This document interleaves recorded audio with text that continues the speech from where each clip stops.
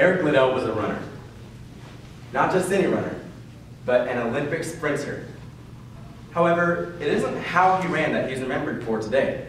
It's the fact that he didn't run at all on Sunday, July 6, 1924. Liddell was favored to win the 100-meter dash in the Paris Olympics by quite a long shot that year.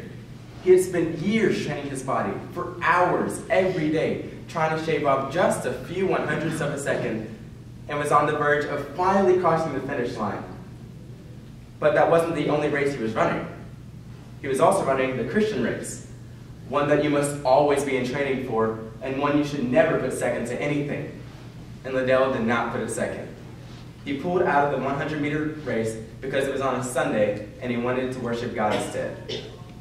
Matthew 6:21 tells us, "For where your treasure is, there your heart will be also." It's quite plain to see where Eric Liddell's heart was at this time by seeing what he treasured most. Most athletes only dream of being able to compete at the highest level of their event, and Liddell was at the top. He spent every minute of every day in training, from the track to the weight room to the pool. He ate a strict diet and made sure he slept the optimal amount of time. He did all of this to prepare for competition. And yet, he chose to serve not himself that Sunday, but what or who he treasured so much more, the God who gave him his abilities.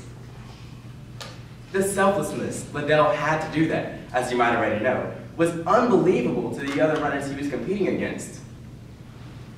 I know that if I were given that decision, I would have a hard time going either way. But you know who had an even harder decision than Liddell? Jesus Christ. Christ came from his throne in heaven to the earth with a purpose, to be the perfect example and to save us from our sins. That doesn't mean he didn't have struggles and hardships though. And you can see this in Luke 22:41 through 44.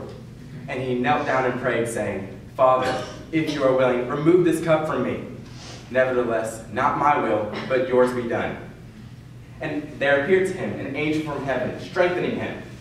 And being in agony, he prayed more earnestly, and his sweat became like great drops of blood falling to the ground. Christ is here on his knees, pleading to his Father, asking him to not make him die on the cross. An angel comes to him for strength, and it goes on to say that the agony he was in makes his sweat like blood. Christ had an impossible decision here.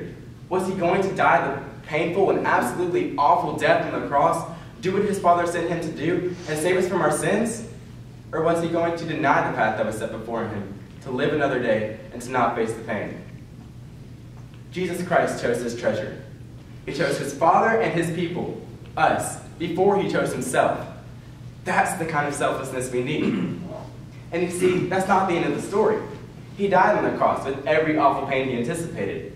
But he rose from the grave on the third day, in the ultimate victory, saving us from our sins, so that we may obtain our victory, and we may be able to say what Paul said in 2 Timothy 4:7 through 8. "I have fought the fight, I have finished the race, I have kept the faith. Finally, there is laid up for me the crown of righteousness, which the Lord, the righteous judge, will give to me that day. And not to me only, but to all who have loved his appearing." Eric Liddell's story doesn't end there. It doesn't end where it left off either. He pulled out of the 100 months before the Olympics and began training for the 400-meter dash. As he prepared to step up to the line that Friday, a man handed him a slip of paper that had 1 Samuel 2:30 on it. "Those who honor me, I will honor." He ran that race and ended up breaking both the Olympic record and the world record with a time of 47.6 seconds. Liddell had his treasure in the Lord, and he honored his treasure, and the Lord honored him in return. For where your treasure is, there your heart will be also. Christ has his treasure in the Lord and all of us, and the Lord has given us our victory with his death, burial, and resurrection. But to claim that victory, we must choose him as our treasure and honor him with our lives. Only then will we win our crown of righteousness.